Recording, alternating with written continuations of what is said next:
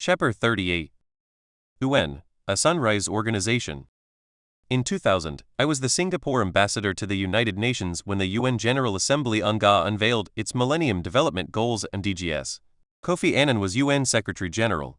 Bill Clinton was the US President. It was a time of great hope. Everyone believed that the UN represented the only vehicle for humanity to come together and cooperate. By contrast, even though many world leaders, including Chinese President Xi Jinping and US President Donald Trump, addressed the UNGA by video with the special commemoration of the 75th anniversary, the air of doom and gloom surrounding the UN was clear and palpable. Few believe today that the UN still functions as a beacon of hope. This conventional wisdom of pessimism on the UN is dead wrong. If there is one global organization that has become indispensable for humanity, it is the UN. Why so? COVID-19 has sent humanity a clear metaphysical message. All of humanity is now in the same boat. In the past, when 7.7 billion people lived in 193 separate countries, it was as though they were living in 193 separate boats. Now they live in 193 separate cabins on the same boat. This is why COVID-19 could spread from one end of planet Earth to another in a matter of months. There is only one problem with our global boat. We have governments taking care of each cabin. We have no strong institutions of global governance to manage our global boat as a whole. The only organization which enjoys the universal representation of humanity and can provide such global leadership is the UN. In a small, shrinking, interdependent planet Earth, the UN has become an indispensable organization. Hence it will grow as a sunrise organization in the 21st century. Still, it faces real challenges. The most powerful country, the United States, has become disillusioned with the UN.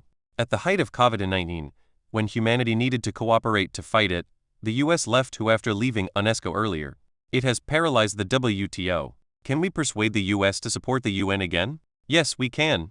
In 2003, President Bill Clinton gave a powerful speech in Yale University. He said that if the US was going to be the #1 country forever, it could continue behaving unilaterally. Yet, if the US could conceive of becoming #2, it would be in the long-term national interest of the US to create a world with rules, partnerships, and habits of behavior that the US would like to live in if and when it becomes #2. In due course, American pundits and policymakers will come to accept the wisdom contained in Bill Clinton's advice. Yet, the UN cannot rest on its laurels. It needs to constantly reinvent and reform itself. As the new rising power, China can help to provide some quiet leadership in UN reform, especially since China believes in a community of shared future. Every community needs a parliament where members can share their views, discuss, compromise and reach a consensus. The only functioning global parliament is the UNGA. Working with other key stakeholders, like the EU, the African Union, Latin America, India, and ASEAN, China can help to quietly revive the UNGA. Similarly, the UN Security Council UNSC needs reform. It was wise of the founding fathers of the UN to give the great powers a veto in the UNSC, as it gave them a powerful stake in the UN. This is why the US has not left the UN, even though it left the League of Nations.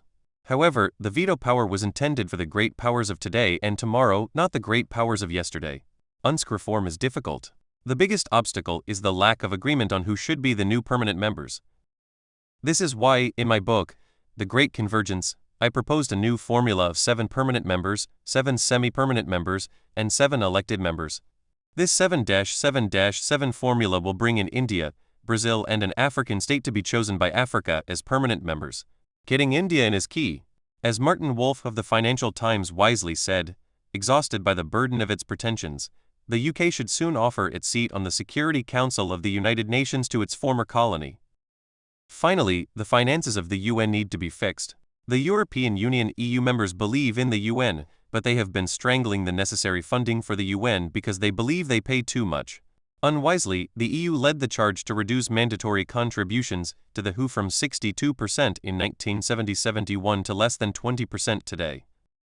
To address these grievances of the EU, we must reduce the percentage of Western funding to the UN. The West European and other states group represent only 12% of the world's population, but they contribute over 50% of the UN budget. This should stop. Asians, who represent over 50% of the world's population, should pay more. In his speeches, President Xi has announced generous voluntary contributions to key UN projects. It would be good for other Asian states to follow China's example in announcing their willingness to contribute more to the UN system. This could strengthen the UN and make it once again a beacon of hope. Asians can then feel proud that in the 21st century, the Asian century, they led the way in reviving and rejuvenating the UN.